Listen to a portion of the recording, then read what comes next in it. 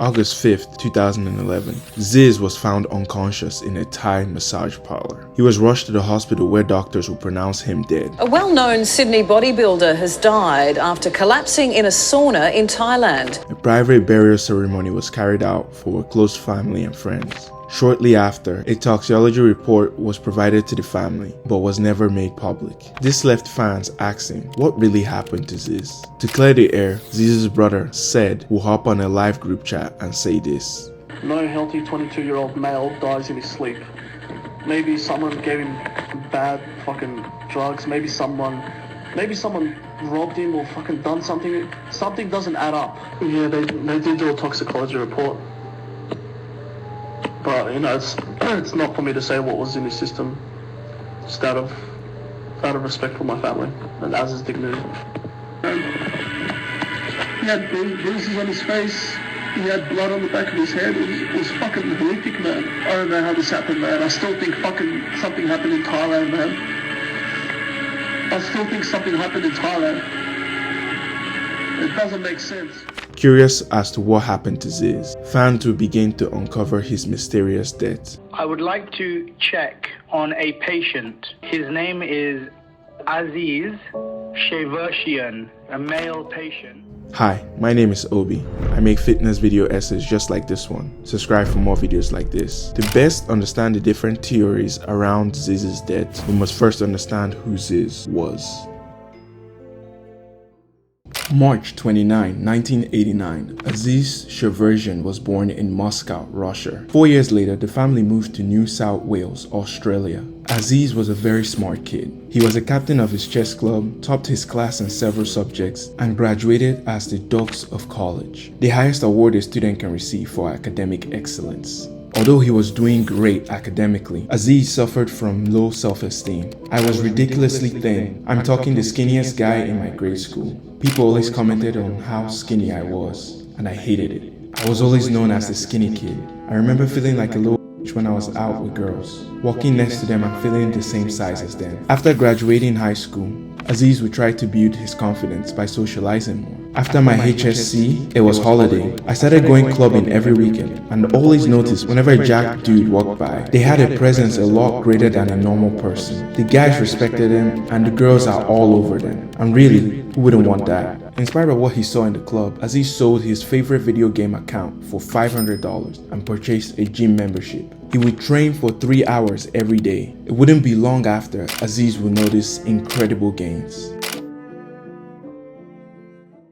Aziz's transformation will bring a lot of attention to him. He will begin to amass a following from posting pictures and videos of himself living a carefree lifestyle.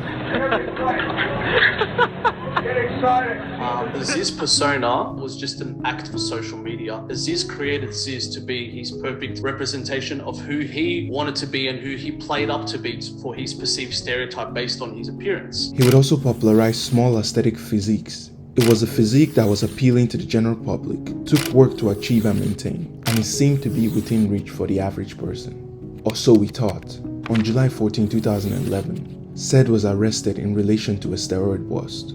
They would search his car to find 5 vials of unidentified PEDs in his front seat. Said would admit to using them as he was a very image-conscious guy. He would also admit to have taken them for 6 years. Said would plead guilty in court and pay $479 for court fees and possession of anabolic steroids. If Said was taking steroids, then what does that say about Zyzz? Well, this was the public sentiment. This article portrays me in a negative light, using my photo for what was an article predominantly about anabolic steroids, when I have never been charged, caught, or convicted with anything related to drug use. However, pictures, forums, and even his brother will say otherwise. And every week he'll jump on the scale and he'll be like, hey bro, look, I'm a kilo heavier this week. Next week he'll be 2 kilos heavier. The week after he'll be 3 kilos heavier. And I was thinking, what the fuck is going on? Like, this guy's putting a kilo on every week and getting leaner and fuller. And he's eating like a horse. Like, something doesn't add up. And then I walk into his room and I see one of his mates jabbing him in the ass with a needle. And I looked at him, I'm like, I fucking got you, cunt. This will not be the only problematic side to Zyzz. Trolling online would greatly contribute to Zyzz's rise to fame. Really? Oh, well, you want to fucking go? You know I fucked your girlfriend, you sad cunt? She's licking my serratus and licking my beautifully sculpted glutes. You marrying, son? Zyzz will frequently post screenshots of conversation of him trolling women that slide into his DM. Hey, how are you? Looking pretty buff in your DP. Why don't you talk? I don't know you. And in that case, I would only talk to you if you were attractive. You mad? I am Mariana from Austria. I'd like to be one of your friends. I am Az from Australia. I'd like to be one of your... When are you taking me out? Never, LOL. I don't take out, I just them. And you're a 7 out of 10 at best. You're lucky a guy like me would put his in you. Unfortunately, these antics would draw the wrong crowd to Zyzz. Like, we used to go to festivals together. One festival I still remember, these 3 guys jumped my mate Aiden from the back of behind him and started punching into him, like bashing him for no reason. It's gotten to the point where me and Az had to bring pocket knives with us into festivals just so people wouldn't try to jump us and attack us. Is that any way to fucking live life? Not being able to fucking go to a festival that you enjoy with your mates, with your girls, to listen to the music, to have fun? After the incident, Aziz began to distance himself from the Zyzz persona. Everybody one day will die and be forgotten. Act and behave in a way that will make life interesting and fun. Find a passion, form relationships. Don't be afraid to get out there. Don't ever pay people out or put people down. Instead, just put yourself up and let the haters do their thing. A wise man once said, haters gonna hate. At this point, Aziz had written a bodybuilding book and created a supplement line. He landed a role in a YouTube series. The series involved an unlikely group of characters exploring Australian landmarks. After production of the show wrapped up, Aziz decided to take a trip to Thailand.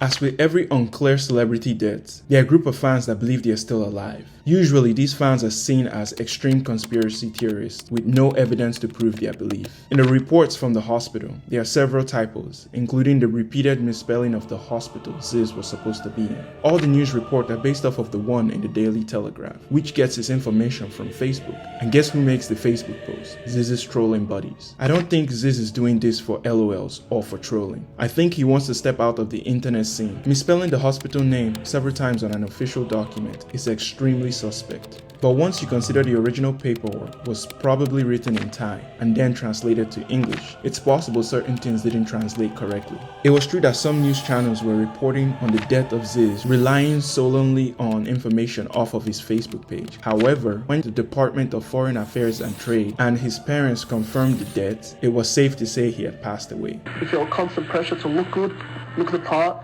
be the character.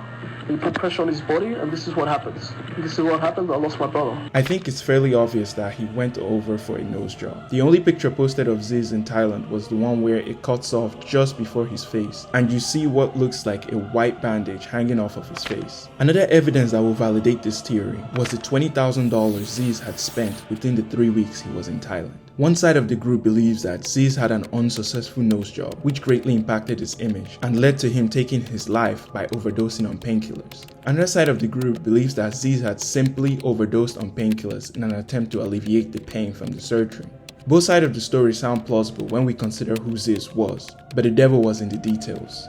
He was found on a couch in a massage parlor, according to his brother, after telling the staff he was tired and that he was going to lay down while waiting. The location gives less credibility to the suicide hypothesis in my opinion. Typically, people isolate themselves during the act. Also, the pain of a nose job is said to range from 0 to 4 out of 10 for most people. So it's unlikely Zyzz would have felt the need to take painkillers. Maybe someone gave him bad fucking drugs. Maybe someone robbed him or fucking done something. Something doesn't add up. Ted was right on the fact that someone had robbed Zyzz.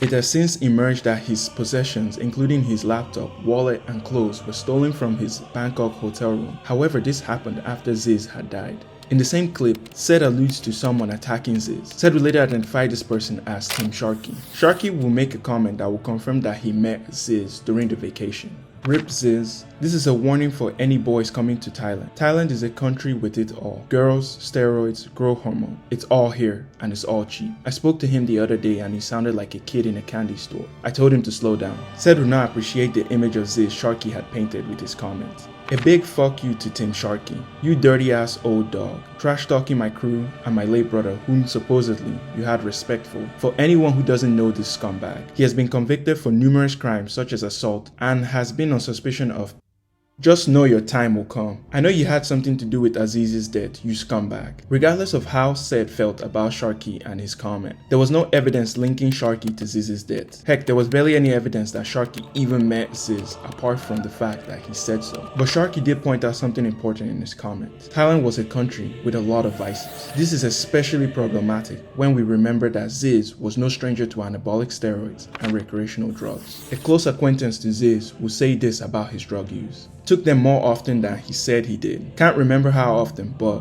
he'd also smoke weed and go on Xanax trips. One time, he took too much Xanax, he blacked out and lost his phone on the train. Another common thing was to joke with his friends about smoking crystal meth and playing Nintendo Wii games. It was and still is commonplace for bodybuilders to take steroid vacations in places like Thailand and Mexico.